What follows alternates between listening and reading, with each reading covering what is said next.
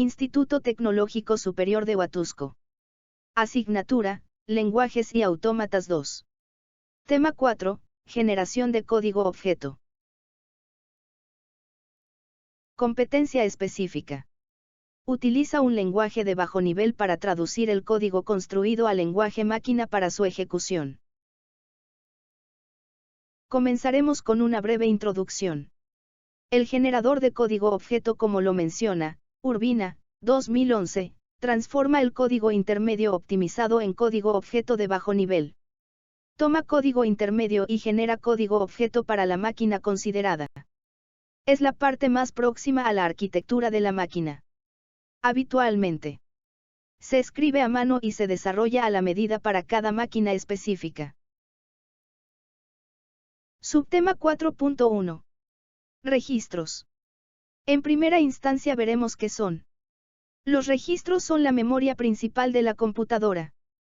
Existen diversos registros de propósito general y otros de uso exclusivo. Algunos registros de propósito general son utilizados para cierto tipo de funciones. Existen registros acumuladores, puntero de instrucción, de pila, etc. Los registros son espacios físicos dentro del microprocesador con capacidad de 4 hasta 64 bits. Dependiendo del microprocesador que se emplee. Ahora bien, ¿quiénes lo utilizan? Antes de nada, para el desarrollo de esta parte hablaremos indistintamente de registros de activación o de marcos de pila. Esto se debe a que en la documentación encontrada sobre el manejo de los registros EBEP y ESEP se hace mención a dicho concepto de marco de pila. Puesto que el lenguaje permite recursividad, los registros de activación se asignan dinámicamente. En cuanto a la distribución, la UCP o CPU tiene 14 registros internos. Cada uno de ellos de 16 bits, es decir, una palabra. Los bits están enumerados de derecha a izquierda. De tal modo que el bit menos significativo es el bit 0. Los registros se pueden clasificar de la siguiente forma. Registros de datos. AX, registro acumulador. Es el principal empleado en las operaciones aritméticas. BX, registro base. Se usa para indicar un desplazamiento. CX, registro contador. Se usa como contador en los bucles. DX, registro de datos. Estos registros son de uso general. Y también pueden ser utilizados como registros de 8 bits. Para utilizarlos como tales, es necesario referirse a ellos. Como por ejemplo, AH y AL, que son los bytes alto, high, y bajo, low, del registro AX. Esta nomenclatura es aplicable también a los registros BX, CX y DX. Registros de segmentos. CS, registro de segmento de código. Contiene la dirección de las instrucciones del programa. DS, registro segmento de datos. Contiene la dirección del área de memoria donde se encuentran los datos del programa. SS, registro segmento de pila. Contiene la dirección del segmento de pila. La pila es un espacio de memoria temporal, que se usa para almacenar valores de 16 bits.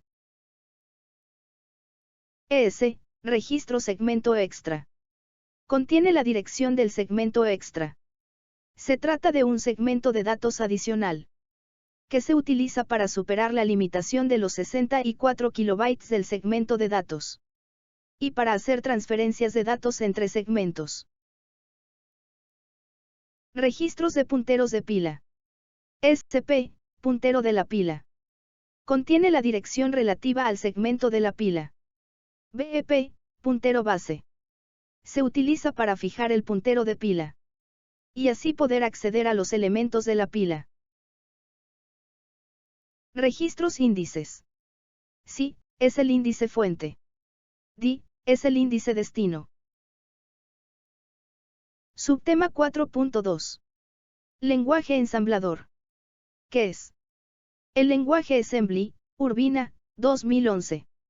A veces mal llamado ensamblador por su traducción literal al español. Es un tipo de lenguaje de bajo nivel. utilizado para escribir programas informáticos.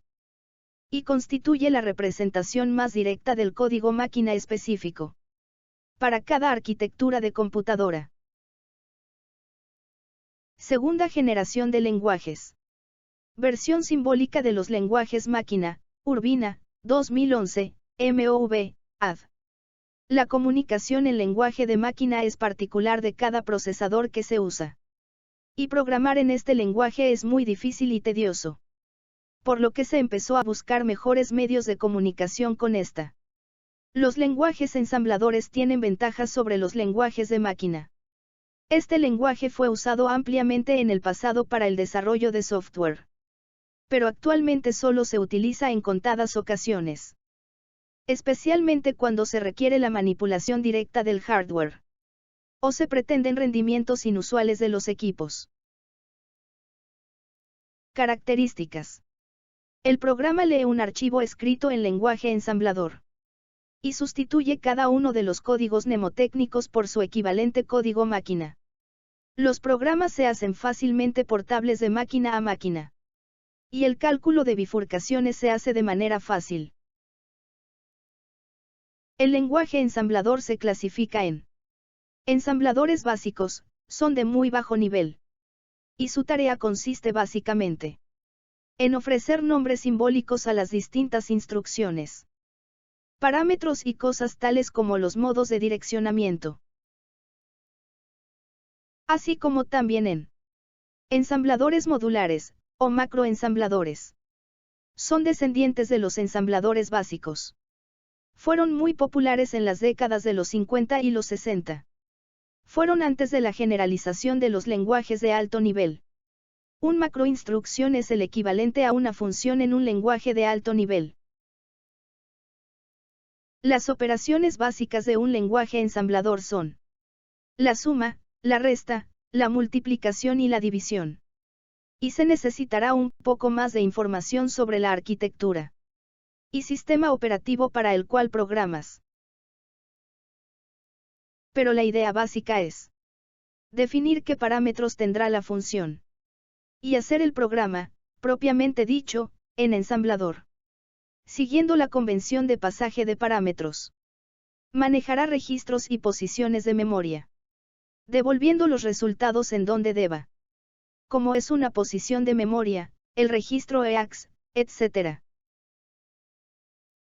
Subtema 4.3. Lenguaje máquina.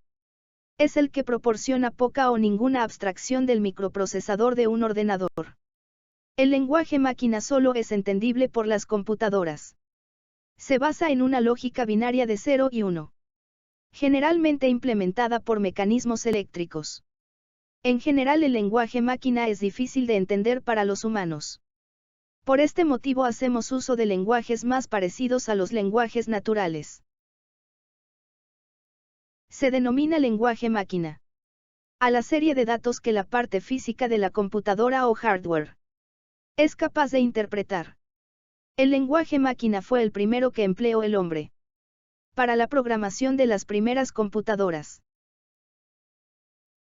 Una instrucción en lenguaje máquina puede representarse de la siguiente forma: 011 01 10 01 01 00 10 011 11 01 10. Esta secuencia es fácilmente ejecutada por la computadora. Pero es de difícil interpretación. Siendo aún más difícil la interpretación de un programa. Es decir, un conjunto de instrucciones, escrito de esta forma. Esta dificultad hace que los errores sean frecuentes. Y la corrección de los mismos costosa. Cuando no imposible, al igual que la verificación y modificación de los programas. En cuanto a las características. El lenguaje máquina realiza un conjunto de operaciones predeterminadas. Llamadas microoperaciones. Las microoperaciones solo realizan operaciones del tipo aritmética, como lo son suma, resta, multiplicación y división. Lógicas, como AND, OR, NOT. Y de control, que incluye secuencial, de control y repetitiva. El lenguaje máquina es dependiente del tipo de arquitectura. Así un programa máquina para una arquitectura Intel x86 no se ejecutará en una arquitectura PowerPC de IBM, al menos de manera nativa. Algunos microprocesadores implementan más funcionalidades llamados CISC. Pero son más lentos que los RISC ya que estos tienen registros más grandes. El lenguaje máquina tiene las siguientes ventajas. Mayor adaptación al equipo. Y máxima velocidad con mínimo uso de memoria. Entre las desventajas se encuentran: imposibilidad de escribir código independiente de la máquina. Mayor dificultad en la programación y en la comprensión de los programas. El programador debe conocer más de un centenar de instrucciones. Es necesario conocer en detalle la arquitectura de la máquina. Subtema 4.4. Administración de memoria. La administración de la memoria es un proceso hoy en día muy importante. De tal modo que su mal o buen uso tiene una acción directa sobre el desempeño de memoria.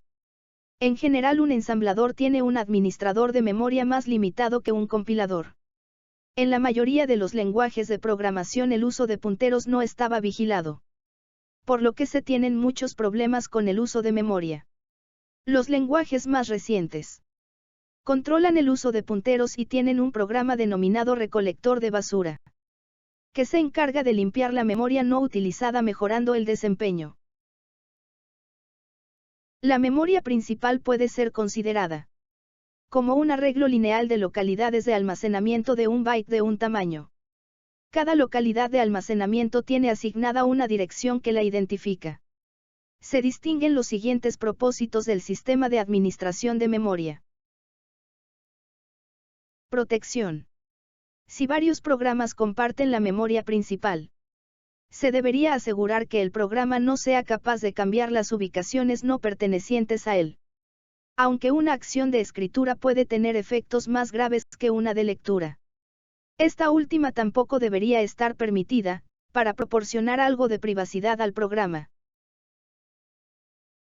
Comportamiento. Este objetivo parece contradecir al anterior. Sin embargo, a veces es necesario para los usuarios poder compartir y actualizar información. Por ejemplo, en una base de datos, y si se organiza la tarea de entrada a la misma, se puede evitar el tener varias copias de la rutina. Reubicación.